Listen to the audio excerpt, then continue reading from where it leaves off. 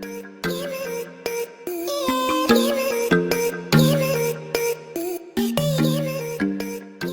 दोस्तों, मेरा नाम है साहिल और आप देख रहे हैं आपका अपना YouTube चैनल जिसका नाम है मैं क्या सोचता हूँ। So let's get started. जैसा कि मैंने अपने लास्ट वीडियो में बताया था कि why books are better than the audio books. अगर आप लोगों ने वो वीडियो नहीं देखा है तो सबसे पहले उस वीडियो को जाके देखिए। वो वीडियो को मैं लिंक डिस्क्रिप्शन बॉक्स में डाल रहा हूँ, आप देख लेना। एंड टाइटल एंड थंबनेल देख के आप समझ गए होंगे कि ये वीडियो टॉप 5 रिकमेंडेड बुक्स के ऊपर है। और अगर वीडियो आपको पसंद आए तो एंड तक देखिएगा और नीचे कमेंट सेक्शन में आप लोग भी बताइएगा आपकी कौन सी बुक्स है जो आपको बहुत पसंद है, जो आप मुझे रिकमेंड करना चाहते हैं। सो शुरू करते हैं। Number 1 is Bhagavad Gita. अगर मैंने अपनी लाइफ में फर्स्ट बुक को रीड करी है तो वो थी भगवत गीता।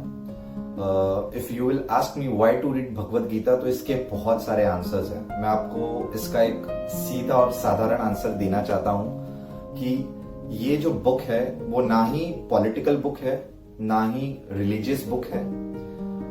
जी हाँ, ना ही ये पॉलिटिकल बुक है, ना ही ये रिलीजियस बुक है। मैं कहूंगा ये एक इंटरव्यू वाली बुक है। अब ये इंटरव्यू वाली बुक कैसे हुई वो मैं आप लोग को समझाता हूँ। भगवत गीता एक पूरी बुक एक कॉन्वर्सेशन पे आधारित है जहाँ अर्जुन ने बहुत सारे क्वेश्चंस पूछे थे कृष्ण भगवान से और उन सभी प्रश्नों का उत्तर दिया था कृष्ण भगवान ने। ये बुक को मैं एक इंटरव्यू वाली बुक कहूंगा। आई थिंक इस दुनिया में कोई ऐसा प्रश्न नहीं है या कोई प्रॉब्लम नहीं है जिसका सॉल्यूशन इस बुक में ना हो। बहुत ही अच्छी बुक है, ट्रस्ट मी गाइस। सबसे बेस्ट पार्ट मुझे इस बुक की ये लगी कि इस पूरी बुक में कहीं पे भी हिंदू, मुस्लिम, सिख, ईसाई, बौद्ध, पारसी, जैन या किसी भी धर्म से रिलेटेड कुछ भी टिप्पणी नहीं है, ना ही किधर किसी धर्म का वर्णन है। कहने का मतलब ये कि आप इस बुक को कोई भी रीड कर सकता है, इर्रेस्पेक्टिव ऑफ देयर रिलीजन, चाहे वो हिंदू हो या मुस्लिम हो, कोई भी इस बुक को रीड कर सकता है।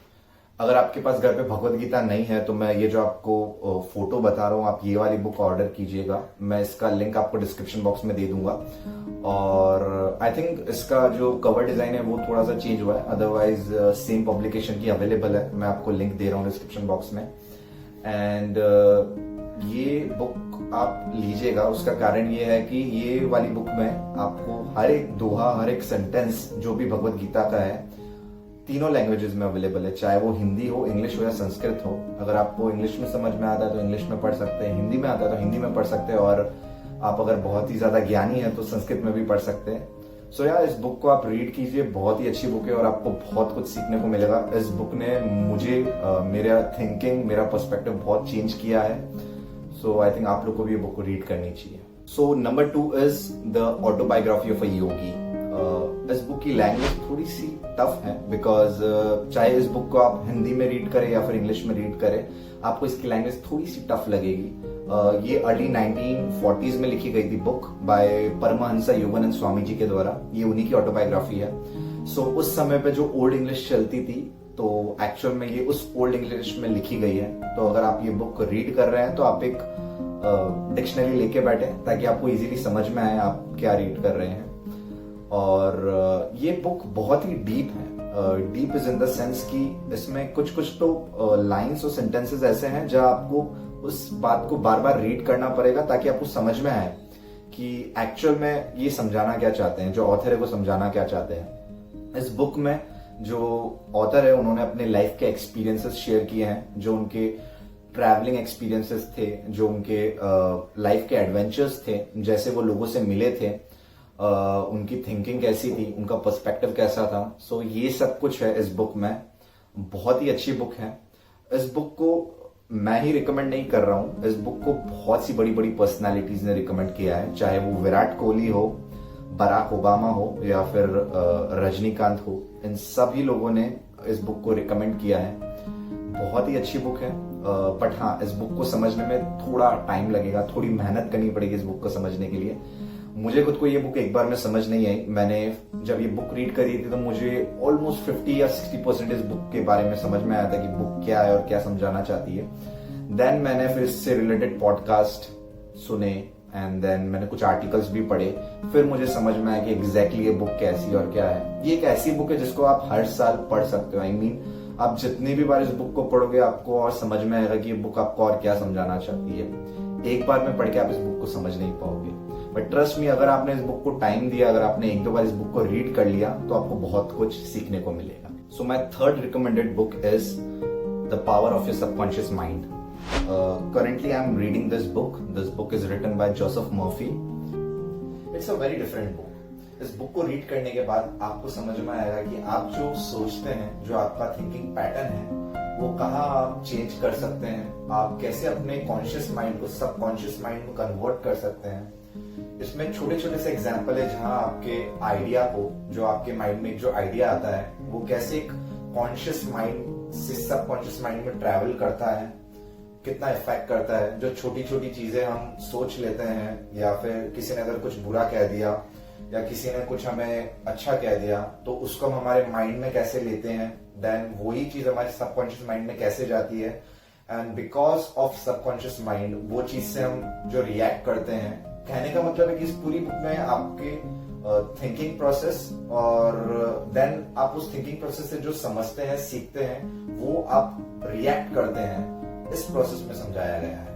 On number 4 the book name is Sundarkand. ये बुक मेरे दिल के बहुत करीब है because I am a big devotee of lord Hanuman. ये बुक का नाम पहले सुंदरकांडा था इन संस्कृत। ये बुक वाल्मीकि जी द्वारा लिखी गई है। This is the 4th book of our epic Ramayana and इस बुक के अंदर पर्टिकुलरली लॉर्ड हनुमान के ऊपर बहुत कुछ बताया गया है। सो इस पूरी बुक में आपको हनुमान भगवान की स्ट्रेंथ के बारे में बताया हुआ है, उनके एडवेंचर्स के बारे में बताया हुआ है, और वो राम भगवान को कितना चाहते थे, उनके मन में उनके लिए कितनी भक्ति थी, उन सब के बारे में बताया हुआ है। मैं इस बुक का भी लिंक आपको डिस्क्रिप्शन बॉक्स में डाल रहा हूँ, मंगवाइएगा, बहुत अच्छी बुक है, रीड कीजिएगा। सो जो मैं आपको लास्ट बुक रिकमेंड करना चाहूंगा उसका नाम है the 5 AM club. It's a beautiful book written by Robin Sharma. इस बुक में आपको डिसीजन मेकिंग पावर्स कैसे इंप्रूव करनी है वो सिखाया जाता है। ये बुक कंप्लीटली आपको समझाएगी कि टाइम कितना इंपॉर्टेंट होता है लाइफ में। इसमें ये पूरी बुक में एक स्टोरी है, और स्टोरी के साथ साथ आपको छोटे छोटे एग्जांपल्स दिए जाएंगे, कुछ केस स्टडीज बताएंगे जहां आपको समझ में आएगा कि टाइम की कितनी वैल्यू है। ये जो बुक का टाइटल है द 5 AM क्लब, वो यही समझाता है कि अगर आप सवेरे 5 बजे उठकर अपना कोई भी काम करते हैं तो आप उसमें बहुत ज्यादा प्रोडक्टिव रह सकते हैं, वो काम आपसे बहुत अच्छे से होगा। बेस्ट पार्ट ये होता है अगर आप सवेरे जल्दी उठते हैं तो उस समय पे 50 to 60% लोग सो रहे होते हैं, तो आप ये समझ लीजिए कि आप उन 50-60% लोगों से आगे हैं, आप उनसे पहले उठ रहे हैं, आप उनसे ज्यादा काम कर रहे हैं, आप उनसे ज्यादा सीख रहे हैं। सो इस पूरे बुक के प्रिंसिपल्स कुछ इस टाइप के हैं, और बुक बहुत ही अच्छी है, और आई थिंक इस बुक को भी आपको रीड करना चाहिए। सो या that's all for today's video. अगर ये वीडियो आप लोगों को पसंद आया हो तो इस वीडियो को लाइक कीजिए, शेयर कीजिए, एंड मेरे चैनल को भी सब्सक्राइब कीजिए। और अगर आप मेरे बारे में और जानना चाहते हैं और मुझे फॉलो करना चाहते हैं तो मुझे इंस्टाग्राम पे भी फॉलो कीजिए। मैं इंस्टाग्राम का हैंडल आपको यहाँ पे दे रहा हूँ। और thank you for watching this video. मिलते हैं अगले वीडियो में। Bye bye, take care.